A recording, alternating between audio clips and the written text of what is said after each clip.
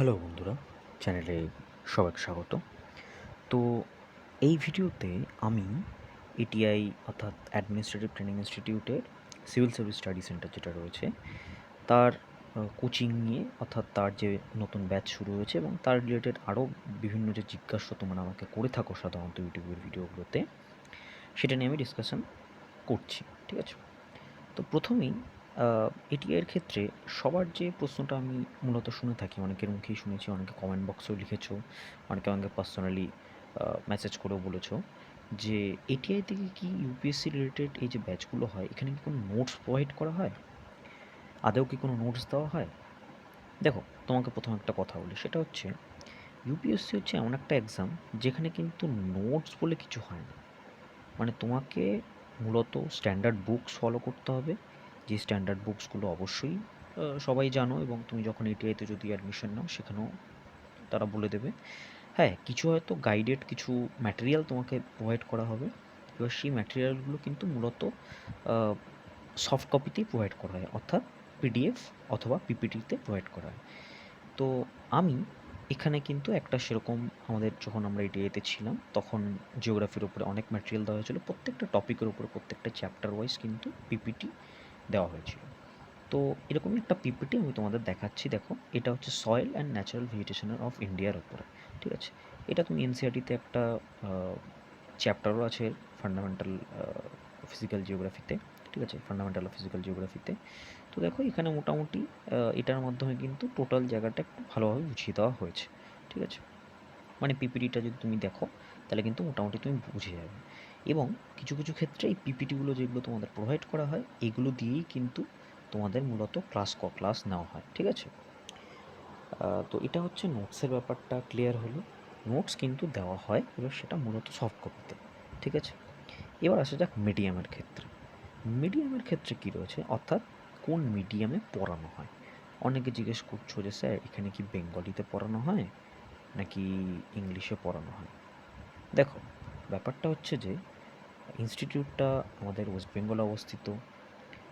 তো অনেকে ভাববে হয়তো এটা বেঙ্গলিতে হলেও হতে পারে, কিন্তু না। এখানে মূলত যেটা স্ট্যান্ডার্ড ল্যাঙ্গুয়েজ সেটা কিন্তু ইংলিশই ইউজ করা হয়ে থাকে। ঠিক আছে? এবার তোমার যদি ইংলিশ একান্তই না পারো, তুমি ধরো ইংলিশ বলতেই পারো না, বা ধরো লেটসে তোমার ইংলিশ একটু প্রবলেম হয়, হতেই পারে। প্রথম আমারও হয়েছিল ইংলিশে, প্রথম যখন আমি ভর্তি হয়েছিলাম আমি বলতেই পারতাম না। কেন, আমিও তোমাদের অনেকের মতোই বাংলা মিডিয়াম থেকে বিলং করি। ঠিক আছে?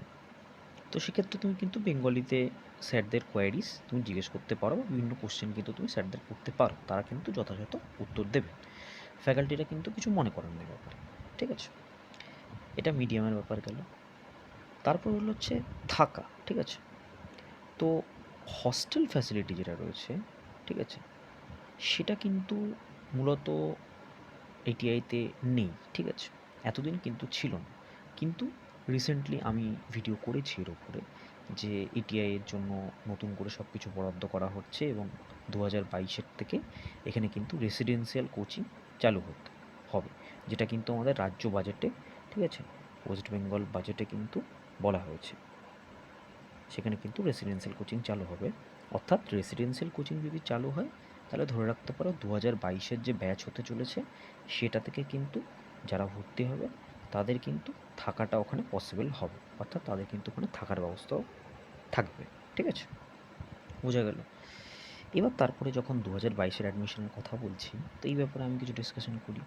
আমি আজকে দুপুরের দিকে একটা ভিডিও দিয়েছি যেখানে আমি বলেছি যে 2021-এর প্রিলিমসের জন্য কিন্তু অ্যাডমিশন স্টার্ট হয়েছে এবং ক্লাসেসও স্টার্ট হয়ে গেছে আজকে থেকে। অর্থাৎ 22 মার্চ থেকে কিন্তু ক্লাসেসও স্টার্ট হয়েছে। ঠিক আছে? তো এটা কিন্তু 2021-এর জন্য।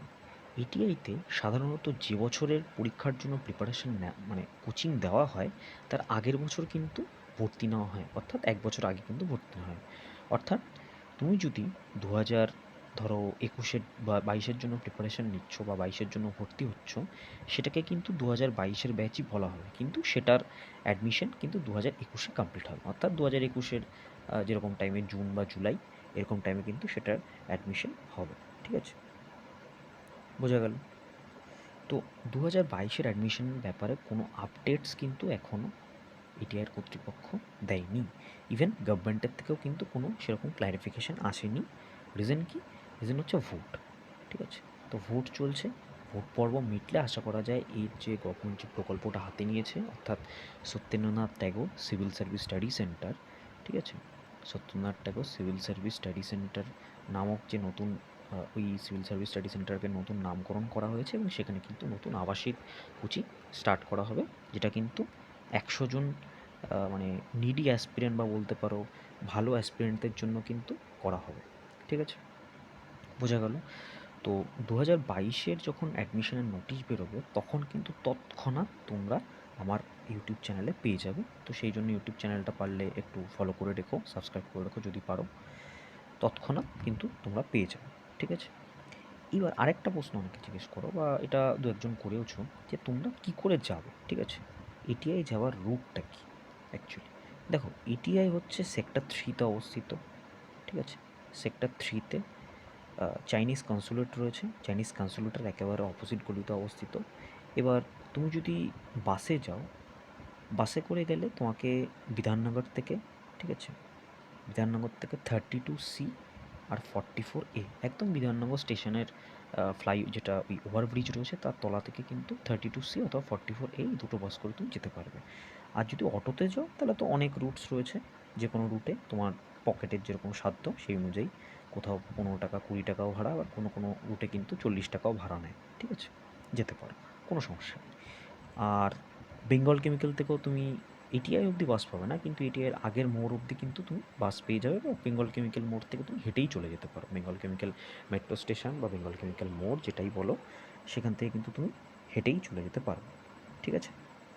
তো আশা করি তোমাদের যে যে কোয়ারিজগুলো রয়েছে সেগুলো আমি কিছুটা হলেও পূর্ণ করতে পেরেছি। এটিআই রিলেটেড আরও ভিডিও তোমরা পাবে, UPSC related, SSC related, railway related, WBCS related অনেক ভিডিও পাবে। চ্যানেলটা ফলো করে রেখো।